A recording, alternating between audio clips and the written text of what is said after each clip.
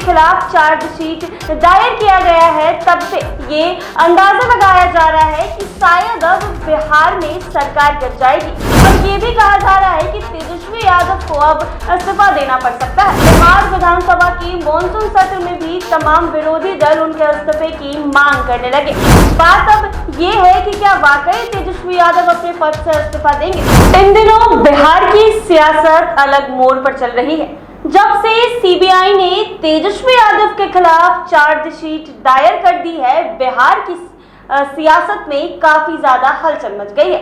जब से तेजस्वी यादव के खिलाफ चार्जशीट दायर किया गया है, तब से ये अंदाजा लगाया जा रहा है कि शायद अब बिहार में सरकार गिर जाएगी, शायद तेजस्वी यादव गिरफ्तार हो जाएंगे और ये भी कहा जा रहा है कि तेजस्वी यादव को अब इस्तीफा देना पड़ सकता है। बात अब ये है कि क्या वाकई तेजस्वी यादव अपने पद से इस्तीफा देंगे। फिलहाल तेजस्वी यादव बिहार के उप मुख्यमंत्री हैं। तमाम विपक्ष के लोग तेजस्वी यादव से इस्तीफे की मांग कर रहे हैं। तो वहीं आज बिहार विधानसभा की मॉनसून सत्र में भी तमाम विरोधी दल उनके इस्तीफे की मांग करने लगे। तो वहीं कल लालू प्रसाद यादव ने अपने आवास पर विधायकों की आपातकालीन मीटिंग बुलाई थी। जी हां, तुरंत से फौरन से तमाम विधायक आवास पर पहुंचे हैं। निखिल वहां मौजूद थे।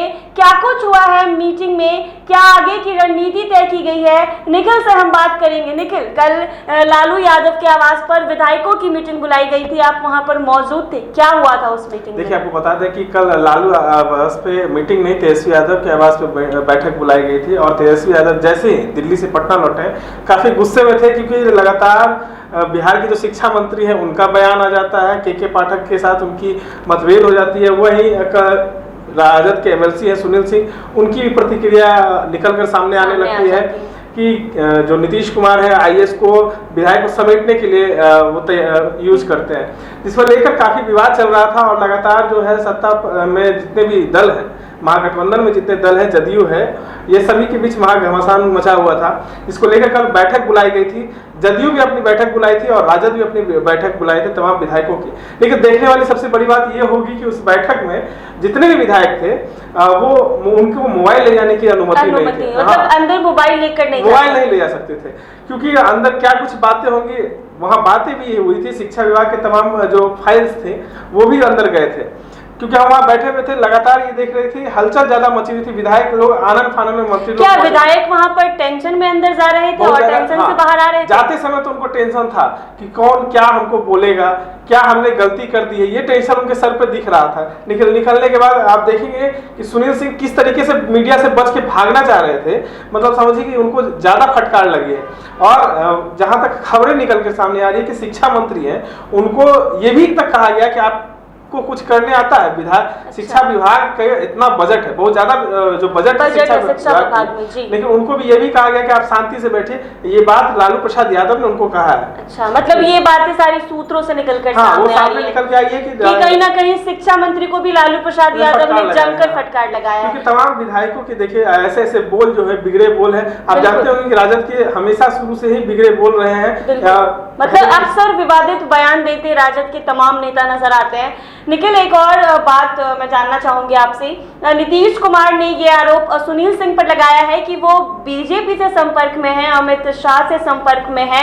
तो क्या वो वाकई बीजेपी में शामिल होने जा रहे हैं? कल आपने उनका बाइट भी लिया था। सुनील सिंह ने साफ कर दिया है कि वो मरते दम तक आरजेडी में रहेंगे। अच्छा। हाँ, उन्होंने जो बयान दिया था वो कल साफ उन्होंने कहा था कि अब बयानबाजी जो करने के लिए ऑथराइज पर्सन है वो लोग करेंगे। लेकिन वो जो कहे हैं, उनका जो बयान आया है कल कि उन्होंने कहा है कि अब हम मरते दम तक ही आरजेडी में रहेंगे, बाकी जो दल बदलते हैं वो हम नहीं जानते। यानी नीतीश कुमार का जो ये आरोप है कि सुनील सिंह को लेकर कि लोकसभा चुनाव वो बीजेपी की तरफ से लड़ना चाहते हैं, ये बात सरासर गलत है। देखिए, आरजेडी है कहीं ना कहीं एक रणनीति बना रही है नीतीश कुमार को दबाने के लिए। अच्छा। और कल जदयू भी बैठक की है, अपने विधायक दल की बैठक है, विजय कुमार चौधरी के घर में उनके आवास पे बैठक बुलाई गई थी और वहां भी लगातार अशोक चौधरी की बातें निकल के आई, उनको भी फटकार लगी है कि आप ऐसे प्रतिक्रिया क्यों दिए। और लगातार जो निकलकर सामने आ रहा है कि कहीं ना कहीं बीजेपी और जदयू में जो मतभेद है वो कहीं ना कहीं अब बाहर निकल के सामने आ जाएगा, कुछ दिन के बाद आपको देखने को मिलेगा। तो मतलब क्या लगता है कि आरजेडी और जदयू इन्हीं दोनों में मतलब आपस में नहीं पड़ रहा है, मतलब आपस में टेंशन दोनों में चल रही है? की बात नहीं कीजिए आप, माले की भी बात कर लीजिए ना। माले के विधायक है संदीप सौरभ, लगातार वो सरकार पे हमलावर है। ये सिर्फ आरजेडी की बात नहीं है, वो माले के विधायक आप देखते होंगे, खबरें चल रही हैं, लगातार सरकार को घेरने पे खड़े हैं। तो क्या लगता है कि बिहार की सियासत फिर से बदलने वाली है क्या? वाकई अब जैसा कि जदयू आरजेडी में ही आपस में कुछ ठीक नहीं चल रहा है, तमाम कुछ भी बयान देते नजर आ जाते हैं। ये शुरू से सिलसिला रहा है। कृषि मंत्री रहे थे सुधाकर सिंह, उनके समय में यही हाल हुआ था और उसके बाद नीतीश कुमार ने पलड़ा बदल लिया था। अच्छा। आप देखे होंगे अब कहीं ना कहीं अब तो 2 मंत्री हो गए, शिक्षा मंत्री भी वही हाल कर रहे हैं, लेकिन कल उनको फटकार लगी है क्योंकि आप जानते हैं कि नीतीश कुमार को विपक्ष का जो एकजुट हो रहा है उसमें अहम भूमिका लालू यादव की है। तो लालू प्रसाद यादव की अहम भूमिका के कारण तमाम विपक्षी दल जो है एक हो रहे हैं। अगर नीतीश कुमार चाहे कि हम विपक्षी को एक कर सके तो वो नहीं होगा, नहीं पॉसिबल है, क्योंकि नीतीश कुमार का चरित्र सब जानता है। आप पहले भी खबरें देखे होंगे कि नीतीश कुमार का संपर्क बीजेपी से ज्यादा रहा है। बिल्कुल। और वो बीजेपी से कई बार केंद्र में मंत्री भी रहे हैं। इसीलिए जो जितने विपक्षी दल के नेता हैं उनका जो सोच है कि नीतीश कुमार कहीं ना कहीं कब ये बीजेपी के साथ चले जाएंगे, इसीलिए सब लालू यादव के कारण ही वो विपक्षी एकता की बैठक में शामिल हो रहे हैं। अभी बिहार में महागठबंधन की सरकार है, कहीं ना कहीं नीतीश कुमार को अंदर से, आप एक्सटर्नली तो नहीं कह सकते हैं, अंदर से काफी ये एक फोर्स मिल रहा है कि तेजस्वी यादव को जल्द कुर्सी सौंप दे, और आरजेडी और लालू प्रसाद यादव भी जल्द से जल्द यही चाह रहे हैं कि तेजस्वी को जल्द से जल्द सीएम बनाया जाए। क्या होगा ये जो सपना है लालू परिवार का, ये पूरा होगा? देखिए, कहीं ना कहीं ये अनुमान तो लगाया ही जा रहा है कि तेजस्वी यादव को मुख्यमंत्री की कुर्सी मिल जाए और नीतीश कुमार को आगे हम बढ़ाएं। लेकिन कल जो बैठक हुई है कुछ लोगों को डांटा गया है, मतलब कुछ विधायक मंत्री को डांटा तो जरूर गया है, लेकिन इसमें एक उम्मीद थी कि तेजस्वी यादव को किसी तरह से मुख्यमंत्री बना दिया, क्योंकि एमएलसी जो सुनील कुमार सिंह है वो तेजस्वी यादव लालू परिवार के काफी करीबी माने जाते हैं और उनका बयान आना, तो आप समझ लीजिए, कल आप एक तस्वीर में देखे होंगे कि एमएलसी सुनील सिंह है लालू प्रसाद यादव के बगल में बैठे। बिल्कुल। और उस तस्वीर में भी हालांकि सुनील सिंह ने कहा है कि उनको कहने से, कोई बात करने से मना कर दिया गया है, लेकिन ऐसी प्रतिक्रिया आना, मतलब समझ लीजिए कि एक संदेश है नीतीश कुमार को, साफ नीतीश कुमार जी के लिए संदेश दिया जा रहा है कि अब आप जल्दी से कुर्सी सौंप दीजिए। अच्छा। नहीं तो फिर आपको कहीं का नहीं छोड़ेंगे। बिल्कुल। और कहीं ना कहीं नीतीश कुमार के रहते ये तो कम चांस है कि तेजस्वी यादव सीएम बनेंगे, क्योंकि नीतीश कुमार कुर्सी तो नहीं छोड़ने वाले हैं, क्योंकि अगर वो कुर्सी छोड़ देते हैं तो बिहार में कोई अस्तित्व नहीं बचेगा। और बीजेपी जानबूझ के ये मांग कर रही है कि तेजस्वी यादव से इस्तीफा लीजिए, ताकि उनको खुद में ले आए और उनको सीएम पद।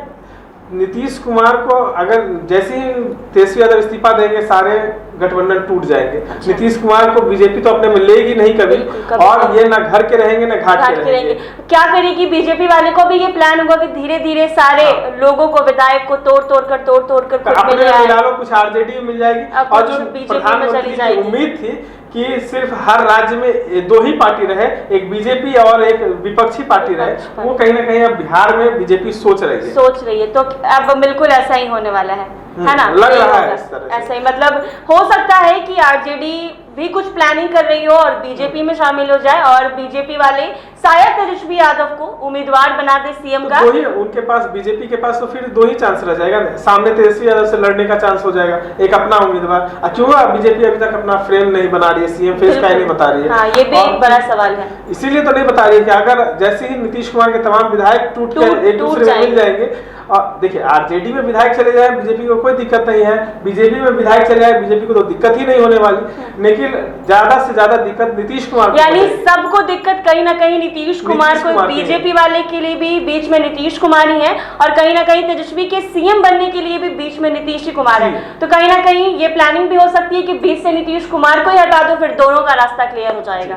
लेकिन कल हम लोग को जो बैठक हुई, बाहर विधायक तमाम निकले, उनकी जो गोल थी वो कहे थे कि सदन में सशरीर सब उपस्थित हो। भाई वीरेंद्र ने आपको बताया भी था, आप बाइट भी चला है कि भाई वीरेंद्र ने कहा कि सदन में मौजूद होने, हालांकि बात को घुमाया गया है, जहां तक देखा गया कि अगर आप बैठक चर्चा होनी थी, बिहार विधानसभा में शरीर के साथ वहाँ मौजूद होना था, तो मोबाइल ले जाने की अनुमति होनी चाहिए थी।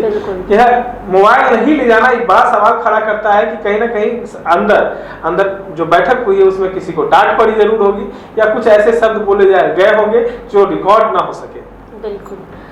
तो ये था हमारे बीच की बातें। मैं आपको बता दूं कि कल तेजस्वी यादव के आवास पर विधायकों की इमरजेंसी मीटिंग बुलाई गई थी, जिसमें हमें सूत्रों के हवाले से ये पता चला है कि तमाम विधायक को कहीं ना कहीं लालू प्रसाद यादव ने डांट फटकार जरूर लगाई है। तो वहीं सुनील सिंह को लेकर भी जो बयान आ रहा था उसको लेकर भी बातें हुई हैं और कहीं ना कहीं शिक्षा मंत्री प्रोफेसर चंद्रशेखर जो अक्सर विवादित बयान देते रहते हैं उन पर भी उनको सुनाया गया है। और अब बात रहा तेजस्वी यादव की, तो ये तो देखने वाली बात होगी कि आने वाले समय में क्या होता है। भाई राजनीति है, कुछ भी हो सकता है। ऐसे ही तमाम अपडेट्स के लिए बने रहे NBC 24 पर।